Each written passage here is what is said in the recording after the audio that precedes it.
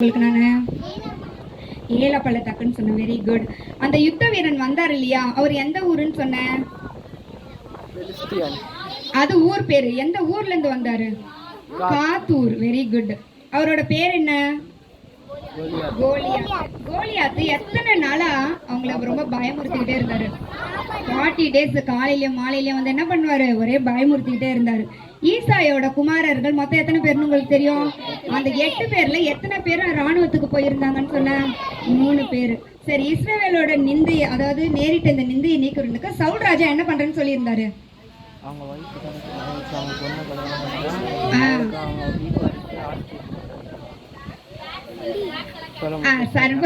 சர்வமானியம் கொடுப்பாருன்னா எல்லாத்துலயும் அவங்களுக்கு ஃப்ரீன்னு அர்த்தம். சரியா? அவங்க தகப்பன் வீட்டுக்கு. சரியா? Very good. தாவீது வந்து போர்க்கவசத்தை கொடுத்தாரு. யார் அவரு? போட்டு பாருங்க அப்படின்ட்டு கொடுத்தாரு. சவுல் ராஜா கொடுத்தாரு.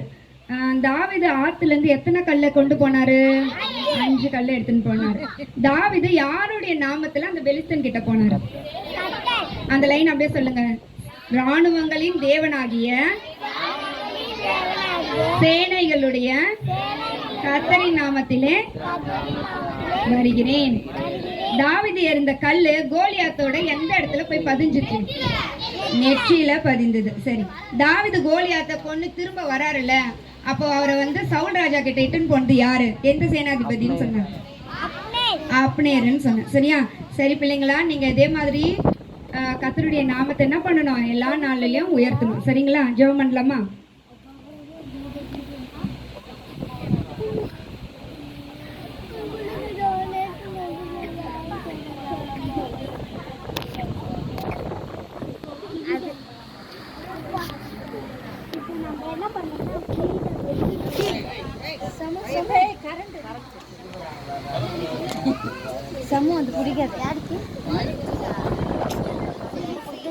கவனிங்க, அவ்வளவுதான், முடிய போகுது.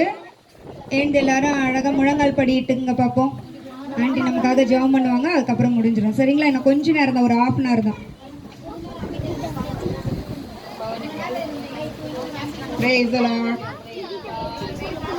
எல்லாரும் சந்தோஷமா இருக்கிறீங்களா? எப்படி இருக்கீங்க?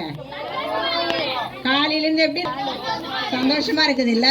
ஏசப்பாவோட பாட்டு, வசனம், கதைங்க கேட்டதுனால எப்படி இருக்குது? சந்தோஷமா இருக்குது. யாருக்குமே சந்தோஷம் இல்லையா? சொல்ல மாட்டேன்றீங்க. யாருக்குமே இல்லையா? இருக்குங்களா? சரி, சந்தோஷமா இருக்கணும்னா எப்பவுமே என்ன பண்ணணும்? ஏசப்பா பாட்டு பாடிக்கின்னு, வசனம் படிச்சுக்கிட்டு, ஜெபம் பண்ணிக்கின்னு இருக்கணும். சரியா? சரி, ஓகே. ஜெபம் பண்ணலாமா?